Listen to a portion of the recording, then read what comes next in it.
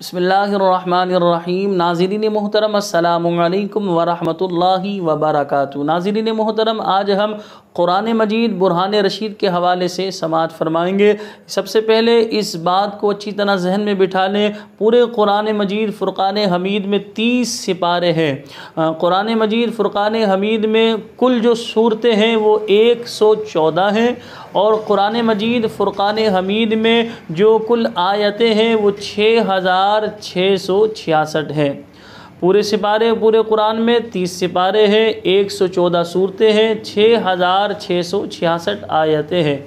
कुरान मजीद फ़ुरक़ान हमीद में कुल सजदे 14 हैं। कुरान मजीद फ़ुरक़ान हमीद की अल्फाज़ों के एतबार से अगर बड़ी सूरत देखी जाए तो वो सूरह बक़रा है, और ये सूरह फ़ातिहा के बाद पहले ही यानी इब्तिदा में ही ये सूरत है, और ये सूरत तकरीबन 2.5 सिपारे के करीब है, यानी 2.5 सिपारे पर गोया के ये मबनी है। और इस सूरह मुबारका को अगर घर में बंदा 40 रोज़ पढ़ेगा तो वहाँ से शरीर जिन्नात भाग जाते हैं। अगर मिसाल के तौर पे घर में कोई जादू कराने की कोशिश करेगा तो जादू का असर भी नहीं होगा, घर में खैर व बरकत नाजिल होगी। जो है सूरह बक़रा जो 40 रोज़ वहाँ पड़ेगा तो लिहाजा शरीर जिन्नात ऐसे घर से भाग जाएंगे, उस घर के करीब भी शरीर जिन्नात नहीं आएंगे।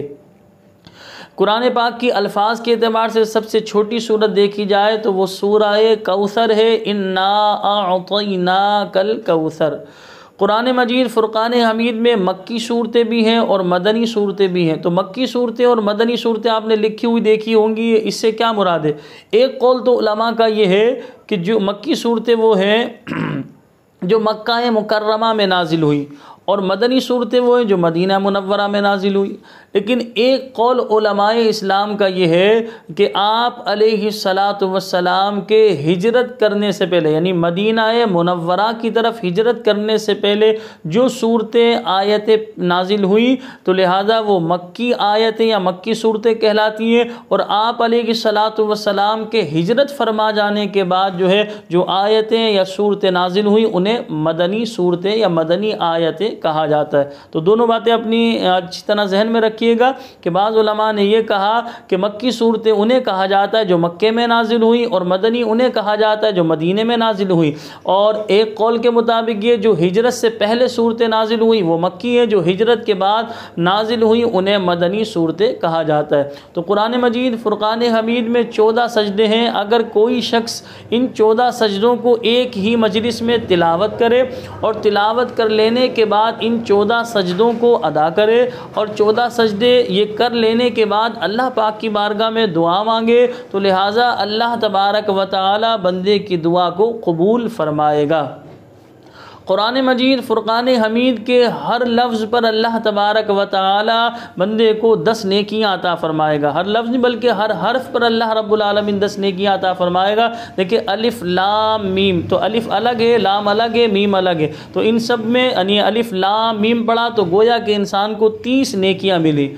तो अब आप अंदाज़ा लगाएं, कुरान पाक की तिलावत यानी अलिफ लाम मीम पढ़ा 30 नेकियां मिली, तो अब आप अंदाज़ा लगाएं वो कितने खुश नसीब लोग हैं जो कुरान मजीद फ़ुरक़ान हमीद के रोज़ाना कई सिपारे पढ़ते हैं, या बाज़ लोग ऐसे हैं जो एक सिपारा रोज़ाना मामूल के मुताबिक पढ़ते हैं। तो लिहाजा हम सब को चाहिए कुरान मजीद फ़ुरक़ान हमीद की तिलावत करें। और नबी करीम सल्लल्लाहु अलैहि वसल्लम ने फरमाया अपने घरों को वीरान कब्रिस्तान ना बनाओ, यानी अपने घरों में कुरान मजीद फ़ुरक़ान हमीद की तिलावत करो। जिस घर में या जिस जगह पर कुरान की तिलावत की जाती है उस जगह पर अल्लाह की रहमत नाजिल होती है, उस जगह फ़रिश्ते नाजिल होते हैं। तो हम सब को चाहिए हम कुरान मजीद फ़ुरक़ान हमीद की तिलावत कसरत से करें, अपनी घर पर अपनी दुकान पर कुरान की तिलावत करें। अच्छा, इस बात का ख्याल करें कि इतना ज़्यादा लाउडली इतना आवाज़ से हम तिलावत ना करें कि किसी को तकलीफ़ हो, कोई बीमार है कोई सोया हुआ उन्हें तकलीफ़ ना हो, इस बात का हम ख्याल करें।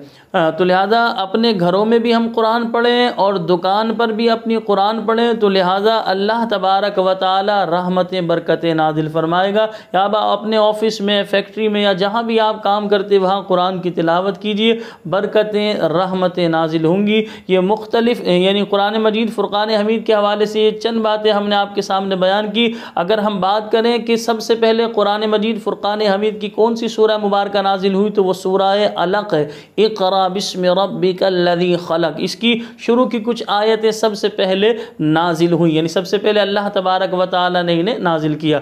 कुरान मजीद फ़ुरक़ान हमीद कितने अरसे में नाजिल हुआ, तो तकरीबन 23 साल के अरसे में कुरान मजीद फ़ुरक़ान हमीद नाजिल हुआ। यानी आसान लफ्ज़ों में यूँ समझिए कि लौह महफूज में था, अब लौह महफूज से ज़मीन पर जो कुरान मजीद फ़ुरक़ान हमीद को नाजिल किया गया वो इस तरह है, जितनी ज़रूरत होती थी, यानी जितनी आयतों की ज़रूरत होती उतनी आयतें अल्लाह ताला नाजिल फरमाता। इसी तरह जितनी सूरतों की ज़रूरत होती उसी हिसाब से अल्लाह ताला सूरत को नाजिल फरमाता। तो लिहाजा इस तरह जैसे कुछ आयतें नाजिल हुई, फिर कुछ आयतें नाजिल हुई, इस तरह आप जमा करें। तो लिहाजा नबी करीम सल्लल्लाहु अलैहि वसल्लम पर कुरान मजीद फ़ुरक़ान हमीद 23 साल के अरसे में नाजिल किया गया। अच्छा, यहाँ ज़िमनन आपको ये भी बताता चलूँ, शायद आपने ये भी पढ़ा हो कि 21 साल के अरसे में नाजिल हुआ, तो आप अलैहिस्सलातु वस्सलाम पर 2 साल वही का नुज़ूल मुनक़ते हुआ, यानी 2 साल तक जो है आप अलैहिस्सलातु वस्सलाम पर वही नाजिल नहीं हुई। तो अगर इस 2 साल को हटाया जाए तो 21 साल बनेंगे, और इस 2 साल को भी ऐड किया जाए, शुमार किया जाए, तो लिहाजा अब इस तरह 23 साल बनेंगे। तो कुरान मजीद फ़ुरक़ान हमीद जो नाजिल किया गया वो तकरीबन 23 साल के अरसे में नाजिल किया गया। अल्लाह तबारक व तआला मुझे भी और आप तमाम देखने वाले दोस्तों अहबाब को कुरान मजीद फ़ुरक़ान हमीद की कसरत के साथ तिलावत करने की तौफ़ीक़ अता फ़रमाए। मुझे अपनी दुआओं में याद रखिएगा। अस्सलामु अलैकुम व रहमतुल्लाहि व बरकातुहू।